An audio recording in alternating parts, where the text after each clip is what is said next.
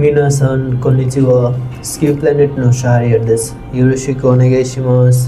Japanese language কোর্সের আজকের ভিডিওতে আমরা জাপানিজ কাউন্টিং শিখব। আজকে আমরা শিখব থিন এবং ফ্ল্যাট জিনিস অর্থাৎ পাতলা এবং সমতল জিনিসগুলো কিভাবে কাউন্ট করতে হয়। পাতলা এবং সমতল জিনিসের মধ্যে কী কী থাকতে পারে, যেমন বইয়ের পাতা বা যে কোনো কাগজ হইতে পারে বা চিঠি হইতে পারে, যেগুলো একদম পাতলা এবং সমতল, ওই জিনিসগুলো কীভাবে কাউন্টিং করতে হয় সেগুলো শিখব আজকে আমরা। এখানে কি লেখা আছে, জাপানে যে পাতলা ও সমতল জিনিস গণনা করার সময় আমরা মাই ব্যবহার করে থাকি। অর্থাৎ এখান থেকে আমরা জানতে পারতেছি মাই ব্যবহার করি আমরা কখন, জাপানে যে পাতলা ও সমতল জিনিস যখন গণনা করি তখন। চলুন এবার আমরা একটু গণনার কাউন্টিংয়ের নিয়মটা দেখে নিই, কীভাবে কাউন্টিং করতে হয়। ইচিমাই দিয়ে আমরা কি বলতেছি, একটি, অর্থাৎ পাতলা বা সমতল একটি কাগজ।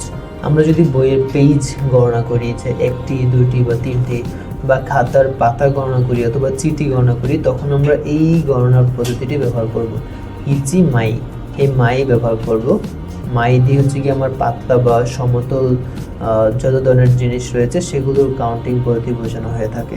তাহলে ইচিমাই একটি, নিমাই দুটি, সানমাই তিনটি, ইয়নমাই চারটি, তারপর গোমাই পাঁচটি, রকুমাই ছয়টি, নানামাই সাতটি, হাচিমাই আটটি, কিউমাই নয়টি এবং জৌমাই 10টি।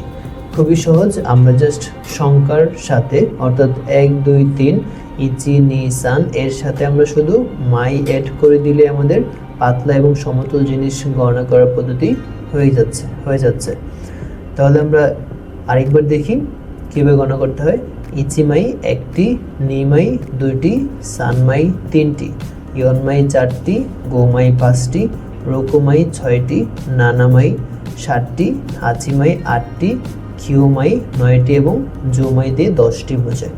এই ছিল আমাদের পাতলা এবং সমতল জিনিস গণনা করার পদ্ধতি। সবাইকে থ্যাংক ইউ, আরিগাতো গোজাইমাস। পরবর্তী ভিডিওতে আমরা অন্য আরেকটি গণনা পদ্ধতি নিয়ে আলোচনা করব। সুরে দেওয়া, জামাতা।